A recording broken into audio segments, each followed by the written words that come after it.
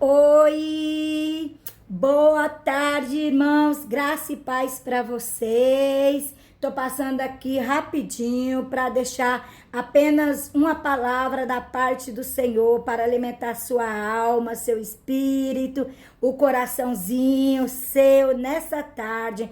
Essa passagem, irmão, ela se encontra lá em Mateus 8, versículo 23 e o 25 só eu vou ler. Que fala que Jesus, ele entrando naquele barco, os discípulos seguiu, entrou junto com ele, e eis que se levantou uma grande tempestade sobre aquele mar, aonde o barco ele era açoitado pelas ondas fortes, e a ponto do barco afundar na água, e Jesus estava ali dormindo na polpa daquele barco, e os discípulos que acompanhavam Jesus sentiu medo, porque a fúria daquela tempestade era tão grande, era que açoitava o barco e as águas a ponto de entrar ali no barco e afundar, e eles temeram a morte.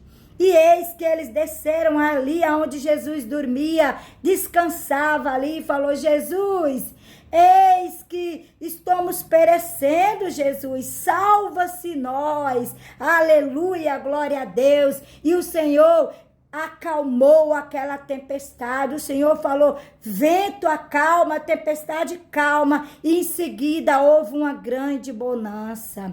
E os discípulos ali, maravilhado com aquele milagre que o Senhor acabava de fazer. E os discípulos falaram: quem é este? Quem é este que até o vento e o mar ele obedece? Eita glória! Olha só, irmãos, os discípulos eles já conheciam Jesus, porque por todos os lugares que Jesus ia, os discípulos o acompanhavam, e os discípulos já tinham visto que Jesus fazia grandes maravilhas. Jesus já tinha ali, feito grandes milagres. Então isso quer dizer, irmãos, que mesmo assim não era para os discípulos temer, porque Jesus ele estava no controle daquele vento, no controle daquela tempestade. Mas assim mesmo os discípulos temeram aquele vento, aquela tempestade.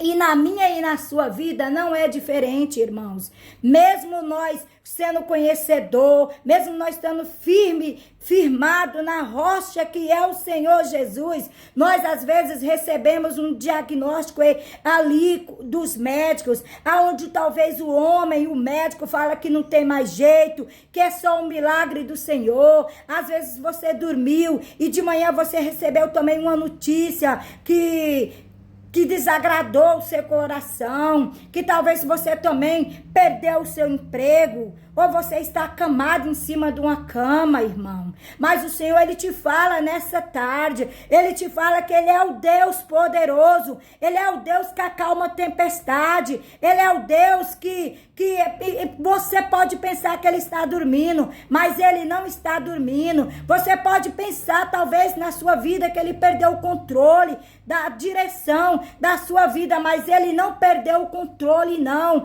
Ele tem todo o controle nas mãos dele, assim como ele não perdeu o controle daquele barco, nem daquele vento que açoitava ali, a fúria daquela tempestade. O Senhor também não perdeu o controle nem da minha e nem da sua vida, irmãos. Nós só precisamos crer, colocar o Senhor no controle e na direção do nosso barco, porque não é porque nós servimos o Senhor que nós não podemos ser açoitados com uma tempestade qualquer hora. Os dias maus, ele vem para todos nós. Ele vem também para aqueles que estavam no barco com Jesus. A tempestade veio para eles. Mas a uma única coisa que eles esqueceram é que ele estava com o dono do vento, o dono da tempestade, que manda, e a tempestade é obrigada a obedecer. Então, irmãos, fica com essa palavra para você.